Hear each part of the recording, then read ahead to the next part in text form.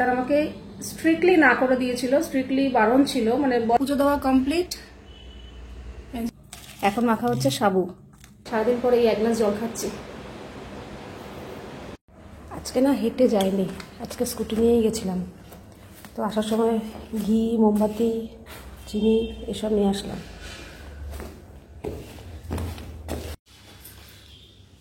Tata বাবা, সব নিয়েছিস তো? ঠিক আছে। তোর পায়ের ফোসকাটা ঠিক আছে? টাটা।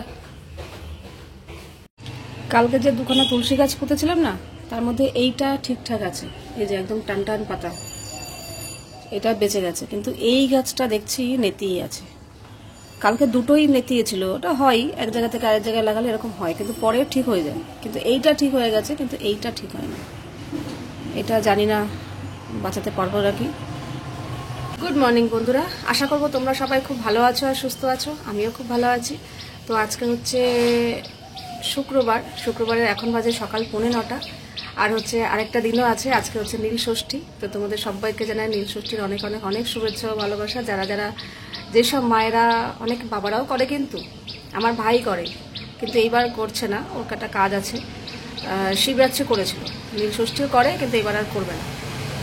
যারা যারা উপোস করছো তারা যেন খুব ভালোভাবে আজকের দিনটা, মানে যা যা মনের ইচ্ছা সেইভাবে পালন করতে পারো আর কি।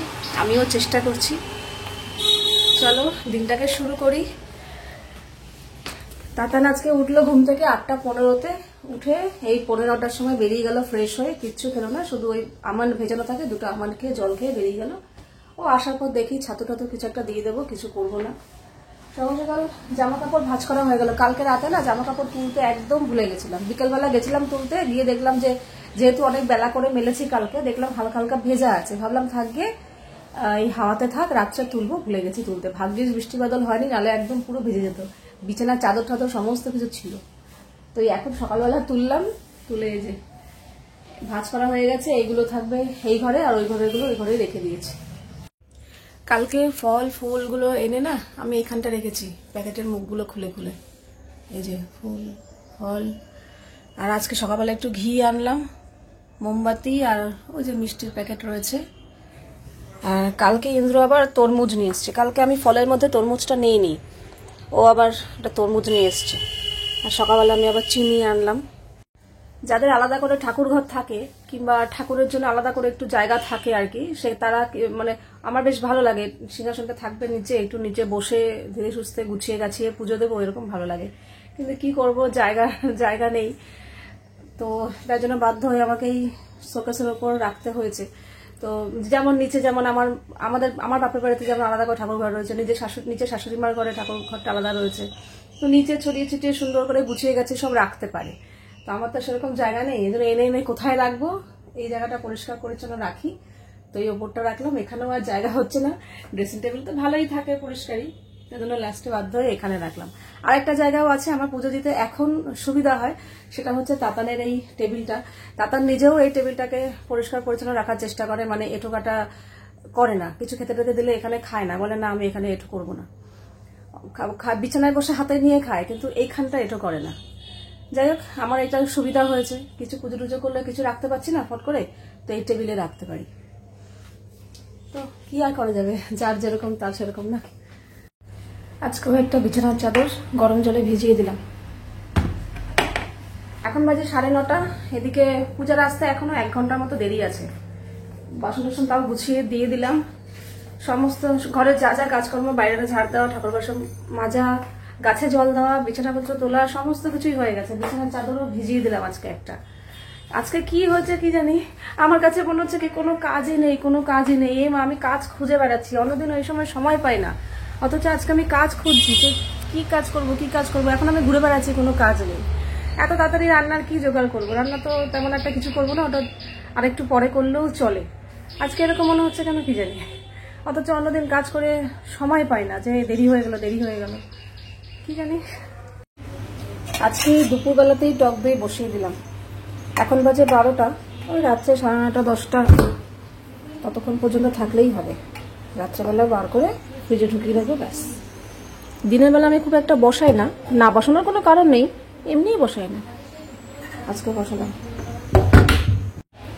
আর এখানে সবজি কেটে নিয়েছি, সজনে ডাঁটা কেটে ধোয়া হয়ে গেছে, আর এই যে ভেন্ডি, আর এখানে মটর ডাল সিদ্ধ বসিয়েছি।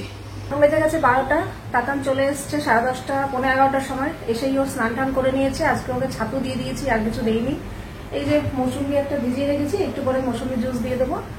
আর রান্না বান্না বলতে ইন্দ্র বললো থাকি, তুমি যখন খাবে না তাহলে আর আমাদের জন্য তেমন আহামরি কিছু করতে হবে না, ডাল আর ভাজা করে ফেলো।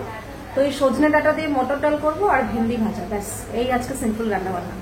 এখন বেজে গেছে পৌনে 1টা, আমার এদিকে ভাত হয়ে গেছে, আর ডালটা জাস্ট এই সোমবার দিলাম, ফুটছে, আর একটু ফুটলেই নামিয়ে দেবো, তাহলে রান্না হয়ে যাবে। আজকে তো ঝিমিয়ে ঝিমিয়ে কাজ করছি, বুঝতেই পারছো। কি বলতো, আমি প্রত্যেক বছর যে নীলষষ্ঠী উপোস করি, আমি প্রত্যেক বছরই করি যবে থেকে তাতান হয়েছে।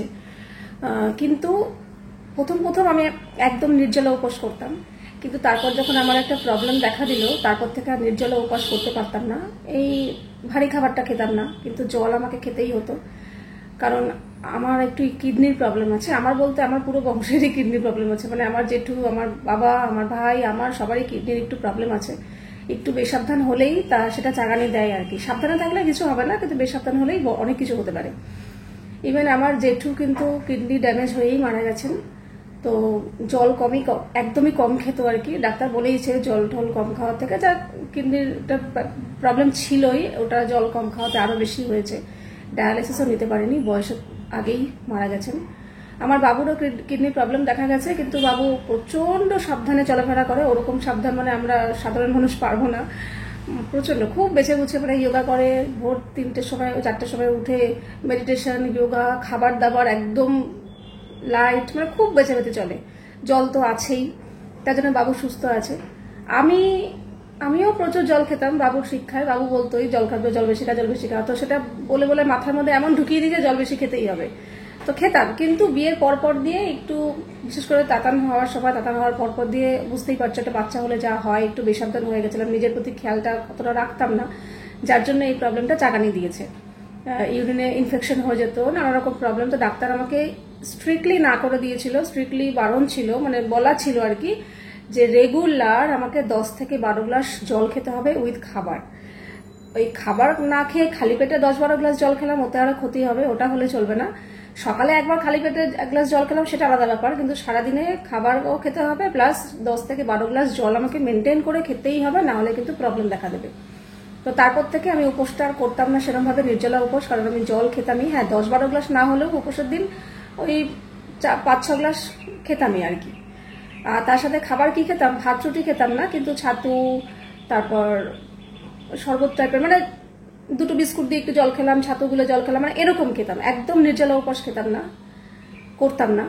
কিন্তু এই বছর কেন জানি না আমার খুব ইচ্ছে হচ্ছে যে আমি একদম নির্জলা উপোস করব। সবাই করে, আমারও খুব ইচ্ছে করে, কিন্তু শরীরের জন্য পারতাম না, করতাম না। কিন্তু এই বছর আমার খুব ইচ্ছে হয়েছে। ইন্দ্রর কাছে সকালবেলা একবার বকা খেয়েছি, বলেছে যে বেশি বাড়াবাড়ি করো না, করছো করো, কিন্তু বেশি বাড়াবাড়ি করো না, শরীরের ক্ষতি করে করো না, এরপরে প্রবলেম হয়ে গেলে কিন্তু মুশকিল, আমাকে নিয়েই তো দৌড়াদৌড়ি করতে হবে। মানে এরকম ভয় ঠয় দেখিয়েছে আর কি। তা সত্ত্বেও আমি শুনিনি, আমি কিন্তু সকাল থেকে নির্জলা উপোসই করেছি, এমনকি চাও খাইনি, জলও 1 ফোঁটা জলও মুখে দিইনি, কিছু করিনি। খুব মন থেকে চাইছে, কেন জানি না, আমার মনে হচ্ছে বাবার নাম করে আমি যদি মন থেকে উপোস করি আমার কিছু হবে না, এইটা না আমার মনের মধ্যে কাজ করছে। এখন জানি না, হওয়ার হলেও তো আজকে তো বুঝবো না, হয়তো কাল পরশু বুঝবো। তো ঠাকুর, আমি চাইছি যেন কিছু প্রবলেম না হয়। আমার প্রবলেমের থেকে বড় কথা, আমার প্রবলেম হলে আমার আশেপাশের মানুষগুলো আমাকে নিয়ে ছোটাছুটি করবে, তাদেরও প্রবলেম ফেস করতে হবে। কাজে আমি কাউকে প্রবলেমে ফেলতে চাই না।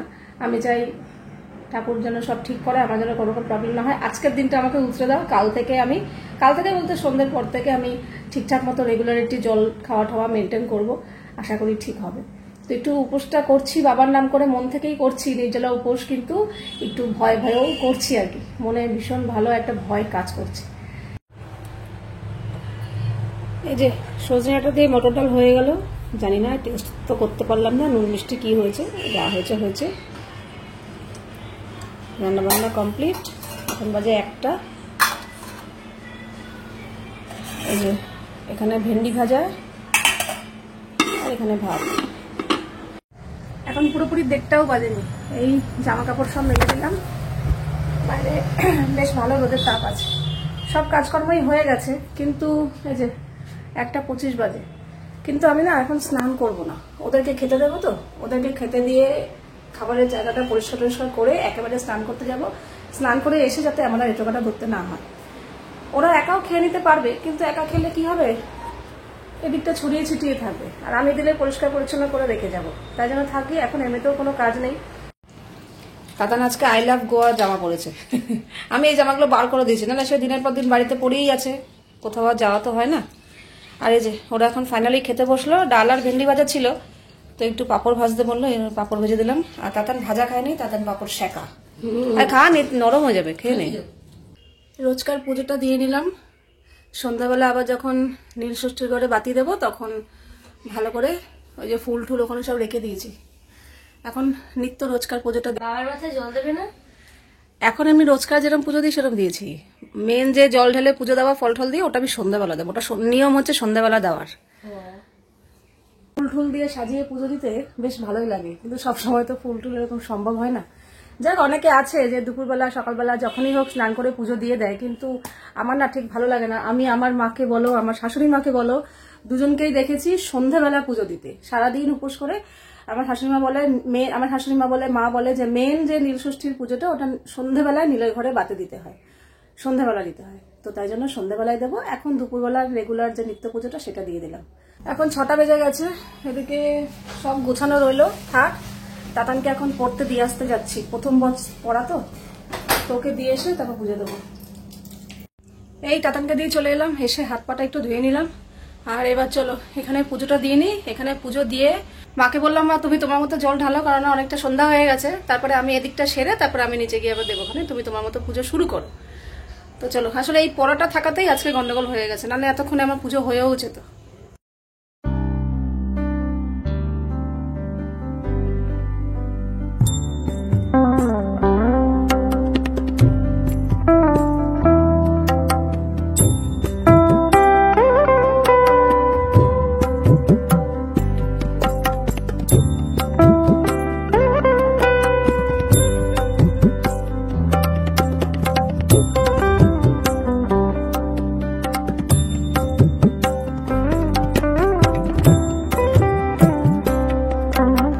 কমপ্লিট।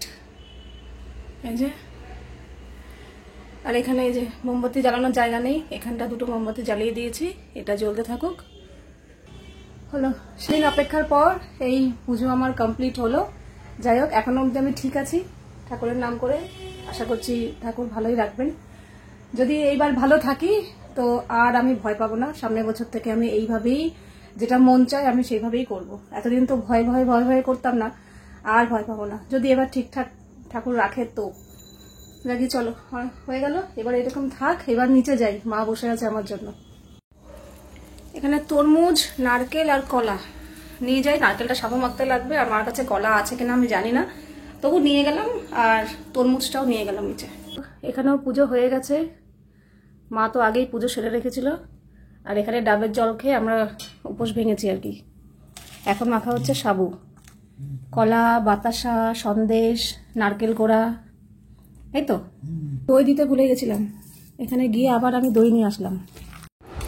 আমাদের সাবু মাখা খাওয়ার পরেও এতটা সাবু মাখা রয়ে গেছে, আন্দাজ বোঝা যায়নি। আসলে উপোস করার পর না বেশি খাওয়া যায় না। এখানে তো এতটা রয়েছে, আবার মাখার আগেও মা আবার এতটা তুলে রেখেছিল, তাও বেশি।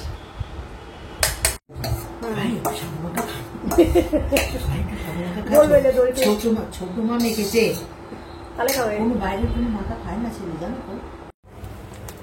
উপরে এসে তারপর এখন এই ভুট্টা ভাজছি। এই ভুট্টা সেই কবেকার আনা, তাতানের এখন ভুট্টা খেতে ইচ্ছা হচ্ছে, আর আমি দিদি আরো একটা রয়েছে।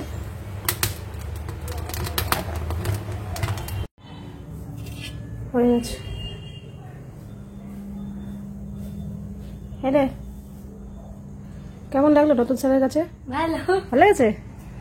নিচে গিয়ে তো ডাবের জল খেয়েছি, এই ছোট ছোট ঠাকুরের গ্লাসে করে, আর তোমার নারকেলটা ফাটিয়ে একটু জল বেরিয়েছে ওইটা খেয়েছি। প্লেন জল আমি এখন অবধি খাইনি, এখন বাজে রাত 9টা। যতই ডাবের জল খাও, নারকেলের জল খাও, কোল্ড ড্রিঙ্কস খাও, তরমুজ খাও, যাই খাও না কেন, প্লেন জলের তেষ্টা কিছুতেই মেটে না। ওই খানিকক্ষণ একটু আরাম লাগে, কিন্তু এই জলের তেষ্টা আবার একটু পরেই চাগানি দেয়।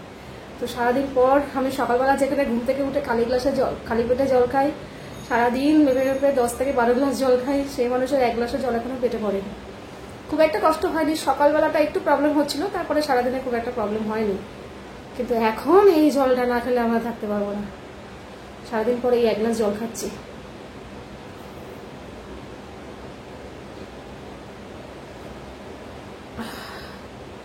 বিশ্বাস করো, আমার 1 গ্লাসও হলো না, পেট ভরে গেল, কিন্তু তেষ্টা এখনো মেটেনি। আবার আধা ঘন্টা 1 ঘন্টা বাদে আবার জল খেতে হবে।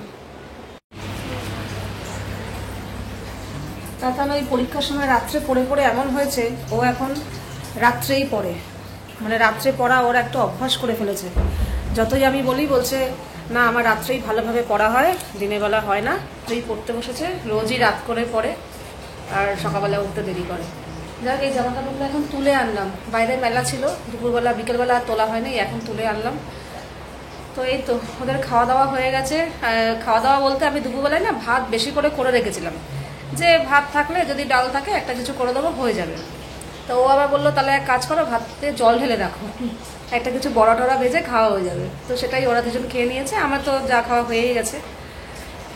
আর আমাদের মধ্যে অনেকে দেখেছি উপোস করে রাতে লুচি পরোটা এসব খায়, কিন্তু আমাদের মধ্যে আবার এই নিয়ম নেই। আমি আমার মাকেও দেখেছি, আমার শাশুড়ি মাকেও দেখেছি, ওই একবারই মানে পুজো টুজো দিয়ে যা খেলো, রাতে আর ওই আলাদা করে লুচি পরোটা ওইসব না, ওই সাবু মাখাটাই হচ্ছে মেন রাতের খাওয়া দাওয়া, আর সাথে ফল টল এইসব। তো খাওয়া তো হয়েই গেছে, আমি বারবার জল খাচ্ছি, আসার পর থেকে 2 গ্লাস জল খেয়েছি। তো এই তো কালকে থেকে আবার একটু জল খাওয়াটা ঠিকঠাক মতো মেনটেন করতে হবে, নাহলে অসুস্থ হয়ে পড়বো। তো চলো, এইভাবে তো গেল আমার নীলষষ্ঠী। খুব ভয়ে করছিলাম, কিন্তু না, খুব ভালোভাবে সুষ্ঠুভাবে সুস্থভাবে সম্পূর্ণ হয়েছে, যেটা চেয়েছিলাম সেটাই হয়েছে। নেক্সট বছর থেকে আমি এরকমই করব। ভয়ে করতাম না, তো সেই বছর করে সাহসটা পেয়েছি যে না, এখন অবধি কিছু হয়নি, আশা করি, জানি না, আশা করি হবে না, আর আমার শরীরে কোনো রকম প্রবলেম দেখতে পাচ্ছি না। তো চলো, তোমাদের নীলষষ্ঠী পালন কেমনভাবে কাটালে আমাকে বলো। তো আজকের ভিডিওটা এখানেই শেষ করছি, আবার দেখা হবে তোমাদের সাথে নেক্সট ভিডিওতে। তোমরা সবাই খুব ভালো থাকবে, সাবধানে থাকবে, সুস্থ থাকবে। তাহলে love you all, good night and tata.